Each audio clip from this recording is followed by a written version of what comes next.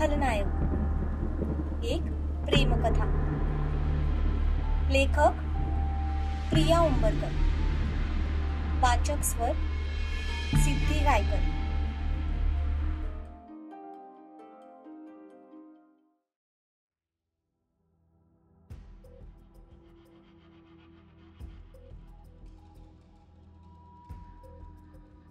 शिवांगी झपाझप पावलं टाकत खाली आली.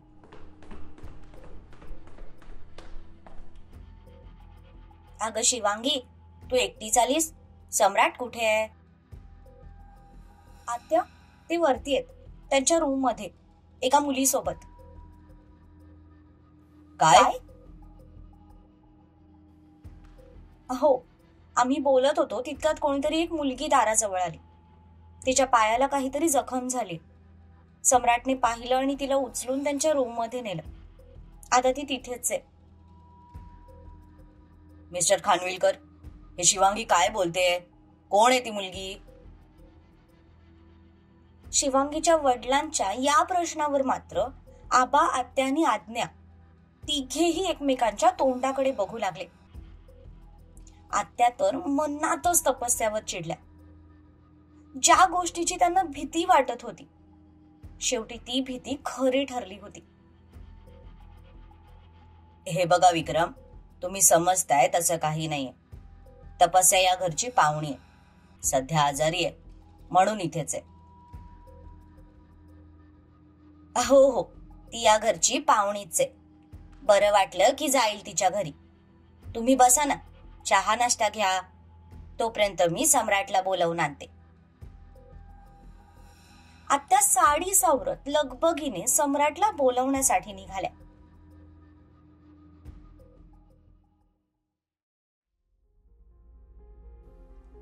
इकडे सम्राट मात्र तिचा पाय हातात घेऊन जखमेचं निरीक्षण करत होता. सर, प्लीज पाय नका पकडू. मी ठीक आहे. डॉक्टर आले की ते बघतील. तुम्ही प्लीज पाय सोडा. तुला एका जागेवर शांत बसवत नाही ना? हो, नाही बसवत मला एका जागेवर. कारण आयतं बसून खायची सवय नाहीये मला. लहानपणापासून प्रत्येक गोष्टीसाठी स्ट्रगल करत आले मी. अच्छा, मग माझ्याकडे काम करण्याआधी कुठे जॉब करत होतीस? कुठे स्ट्रगल केलेस? स्ट्रगल म्हणजे फक्त जॉब करणंच नव्हे. कधी एकदा अशा घरात राहून बघा जिथं कोणालाच आपण आवडत नाही. मग कळेल खरा स्ट्रगल काय असतो ते. Okay, I am sorry. मला माझ्या रूम मध्ये जायचंय. तिने जाण्यासाठी दोन्ही पाय खाली ठेवायला आणि आत्यांनी त्या रूम मध्ये यायला एकच वेळ झाली.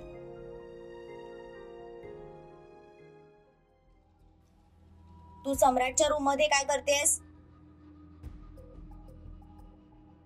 ते मी. आत्या, तिच्या पायातून रक्त येत होतं आणि रूम मध्ये कोणी नव्हतं. सो कोणाला तरी बोलवायला म्हणून ती बाहेर आली आणि चालत चालत चुकून इकडे आली. चालत चालत इकडेच बरी आली? मध्ये पायऱ्या होत्या ज्या सरळ खाली हॉल मध्ये जात होत्या. तिकडे बरी गेली नाही? I am sorry. मी माझ्या रूम मध्ये जाते. तपस्या बेडवरून खाली उतरली. पण उतरताच पुन्हा तिचा पाय दुखू लागला. तपस्या, डॉक्टर येईपर्यंत इथेच थांब. नो सर, मी ठीक आहे. डॉक्टर आले की तुम्ही त्यांना माझ्या रूम मध्ये पाठवा. ती भिंतीचा आधार घेत चालू लागली. चालताना तिला प्रचंड वेदना होत होत्या, पण तिने तसं चेहऱ्यावर दाखवलं नाही. आपण जर त्या वेदना चेहऱ्यावर दाखवल्या तर तो आत्यासमोरच आपल्याला उचलून घ्यायला कमी करणार नाही, हे तिला माहित होतं. त्यामुळे दरवाजापर्यंत तरी तिने कसलेही एक्सप्रेशन्स चेहऱ्यावर दाखवले नाहीत. तपस्या, वेट प्लीज. सम्राट तिच्या मागे जातच होता. तितक्यात आत्यानी त्याच्या हाताला पकडत त्याला थांबवलं. ती पण मागे न बघताच तिथून निघून गेली.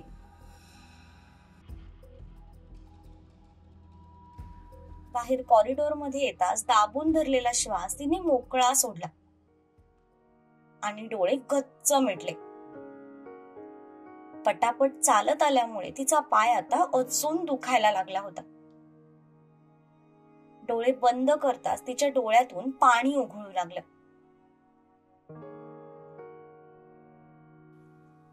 मॅम, तुम्ही इथे काय करताय? मी ज्यूस घेऊन तुमच्याच रूम मध्ये येत होते. मला प्लीज रूम मध्ये सोडशील का? तपस्या त्या मेडला म्हणाली. त्या मेडने हातातला ट्रे बाजूला ठेवला आणि तिचा हात पकडत तिला रूम मध्ये घेऊन गेली.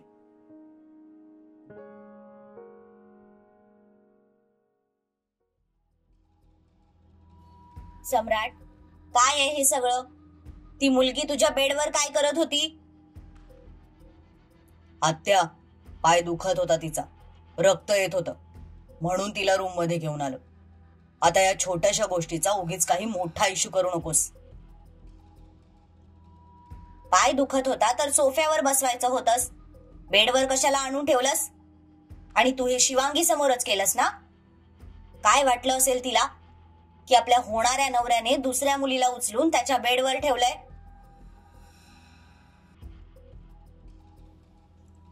होणारी बायको, आणि हे कधी ठरलं? कधी ठरलं म्हणजे? चांगली मुलगी आहे ती, तुला शोभेल अशी आहे. मला तरी नकार देण्यासारखं काहीच वाटत नाही. आत्या, मी तिच्याशी लग्न करणार नाहीये. एक नंबरची सेल्फिश मुलगी आहे. तिला फक्त सून म्हणून या घरात यायचंय. तिला माझ्याशी लग्न करण्यात काहीही इंटरेस्ट नाही. तिला या घरची सून होण्यात इंटरेस्ट आहे. माझ्या पैशांमध्ये इंटरेस्ट आहे. आणि अशा मुलीसोबत मी कधीच लग्न करणार नाही. माझ्या या लग्नाला नकार आहे. जाऊन सांग त्यांना. सम्राट, अरे पण मी आधीच म्हणालो होतो आत्या, मला जर मुलगी आवडली नाही तर मी नकार देणार, आणि त्यानंतर मला कोणीही फोर्स करणार नाही. तो सरळ आत्याला क्रॉस करून बाहेर निघून गेला. तसं आत्या भयानक वैतागल्या.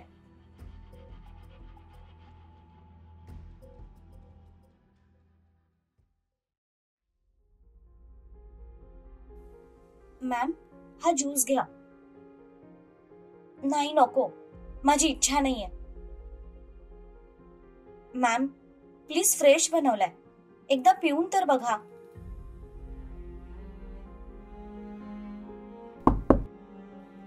हे यू गो. पाठीमागून सम्राटचा आवाज आला. तशी ती मुलगी मागे सरकली. तिने ज्यूसचा ग्लास तिथेच टेबलवर ठेवला आणि बाहेर निघून गेली. काय गरज होती तुला चालत यायची? एकदा सांगितलेलं कळत नाही का? एवढाच पाय बरा झाला असेल ना तर जाऊन किचन मध्ये काम कर जा. तसं तिच्या डोळ्यात टचकन पाणी आलं. आधीच पाय दुखत होता, त्यात तो तिच्यावर ओरडत होता. ती कितीही कांड करणारी किंवा आगाऊ असली ना तरी स्वभावाने खूप इमोशनल होती. अगदी छोट्या छोट्या गोष्टी मनाला लावून घ्यायची. करेन मी किचन मध्ये जाऊन काम, पण जिथे तुम्हालाच माझ्या हातचं जेवण आवडत नाही तिथे तुमच्या घरच्यांना कसं आवडेल? वर किराणा वेस्ट केला म्हणून तुम्ही त्याचं बिल पण 1 लाखांमध्ये लावाल. तुला समजून घेणं अवघड नाही, अशक्य आहे. मग तुम्हाला कशाला मला समजून घ्यायचंय? जाऊन त्या गुंगीला समजून घ्या. कोण गुंगी? तीच जिच्यासोबत तुम्ही विवाह पिक्चर खेळत होतात. ओ गॉड तपस्या, तिचं नाव शिवांगी आहे. असेल, पण ती गुंगी बनूनच तुमच्या समोर बसली होती. स्वतःच काही ओपिनियनच नाही तुम्ही म्हणाल ते करायला तयार झाली. मूर्ख मुलगी कुठली. तू चोरून आमचं बोलणं ऐकत होतीस. तसं तिने चीप चावली आणि स्वतःलाच मनातल्या मनात शिव्या घालू लागली.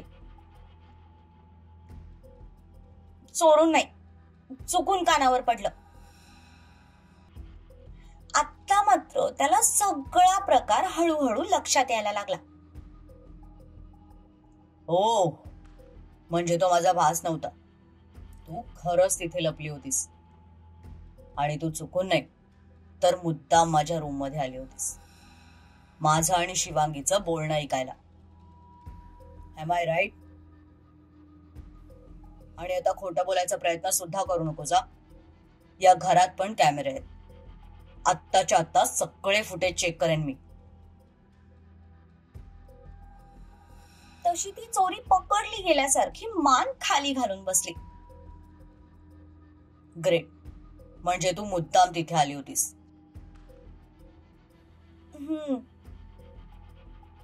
का? माहित नाही. तपस्या, माझ्याकडे बघ. तसं तिने हातात हात गुंफवत नजर वर केली. त्याच्याकडे पाहिलं, पण त्याची ती करडी नजर जेव्हा तिच्या नजरेला भिडली तेव्हा मात्र तिच्या पोटात गोळा आला. का आली होतीस तू तिथे? कशासाठी केलास हा सगळा ड्रामा? तो पुन्हा तिला काहीतरी बोलणार तितक्यात आज्ञा आत आली. तसा तो बोलायचा थांबला. भाई, आबांनी तुला खाली बोलवलंय. तू हो पुढे, मी आलोच. भाई लगेच बोलवलंय. आई पण खूप चिडलीये. तसा त्याने सुस्कारा सोडला. तपस्याने मात्र देवाचे मनातच आभार मानले. ठीक आहे, चल. त्याने तपस्यावर एक तिरपी नजर टाकत आज्ञासोबत निघून गेला.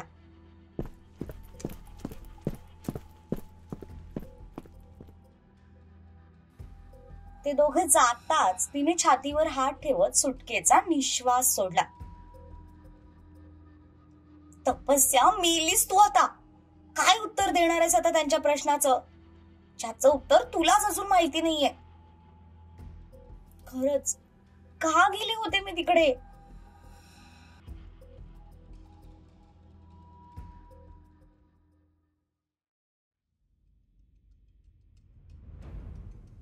इकडे आज्ञा आणि सम्राट दोघेही खाली आले. सम्राटने पाहिलं तर पाहुणे निघून गेले होते. आबा आणि आत्या दोघेही सोफ्यावर चिंताग्रस्त चेहऱ्याने बसले होते. सम्राट, आम्ही जे ऐकलंय ते खरंय का? आबा, तुम्ही जर माझ्या लग्नाच्या नकाराबद्दल ऐकलं असेल तर हो, ते खरंय. मला नाही आवडली शिवांगी. असे काय प्रश्न विचारलेस तू तिला? यावर सम्राटने सगळं काही सांगितलं. तिला विचारलेले प्रश्न, त्यावरची उत्तरं, एवढंच नाही तर कशा पद्धतीने ती त्याच्याशी जवळीक करू पाहत होती ते सुद्धा सांगितलं. आबा, कधी कधी आपल्याला जे दाखवलं जातं ते खरं असतंच असं नाही. दिसायला ती जेवढी संस्कारी आणि सभ्य बनून आली होती ना, तेवढी ती नव्हतीच. कोणतीही संस्कारी मुलगी असं पहिल्या भेटीत कोणाच्याही जवळ जाऊन त्याचा हात हातात घेत नाही. तिला माझ्याशी नाही, या पैशांशी लग्न करायचंय आणि अशा मुलीशी लग्न करण्यात मला काडीचाही इंटरेस्ट नाही. बरोबर बोललास तू सम्राट. कोणतीही मुलगी असं पहिल्याच भेटीत कोणत्याही मुलाच्या जवळ जात नाही. आणि हीच गोष्ट तुझ्या त्या पाहुणीला पण लागू पडते.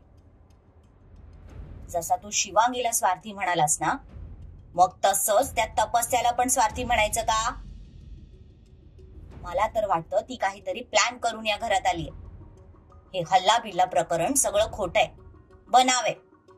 तिचा खरा शिकार तू आहेस. तुला प्रेमाच्या जाळ्यात अडकून तिला तुझ्याशी लग्न करायचंय आणि या घरची मालकीण व्हायचंय, आणि त्यासाठीच ती ही सगळी नाटकं करते.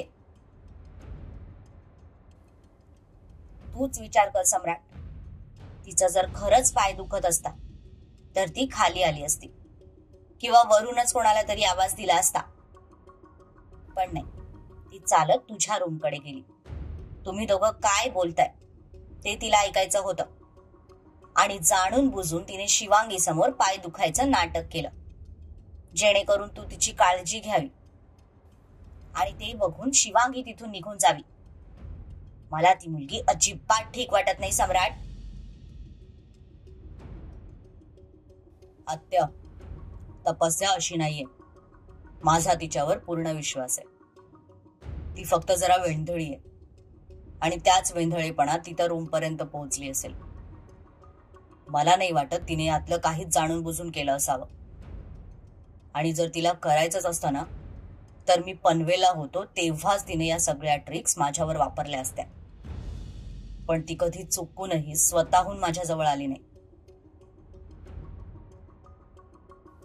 सम्राट, निदान तुझ्याकडून तरी मला अशी अपेक्षा नव्हती. जितक्या सहजपणे तू शिवांगीचे इरादे ओळखलेस ना, तितकेच तुला या मुलीचे ओळखता आले नाही. अरे, या रस्त्यावरच्या मुली खूप शातीर असतात. मुद्दामून पहिला असं दाखवतात की आम्ही त्यातल्या नाही, पण समोरून थोडाफार रिस्पॉन्स मिळायला लागला ना की त्यांची नाटकं सुरू होतात. बघितलं नाहीस का तू मगाशी? तू तिच्या मागे रूम मध्ये जावास म्हणून स्वतःहून चालत निघून गेली, आणि हा सुद्धा तिचा एक प्लॅनच होता.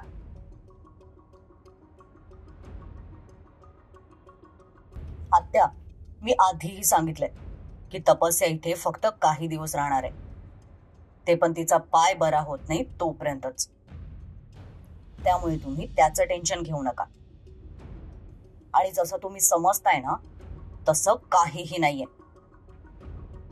तेव्हा प्लीज स्वतःचं डोकं नको त्या ठिकाणी चालवणं बंद करा. आणि अजून एक गोष्ट, निदान काही दिवस तरी माझ्या समोर लग्नाचा विषय काढू नका. सम्राट रागातच पुन्हा वर निघून गेला.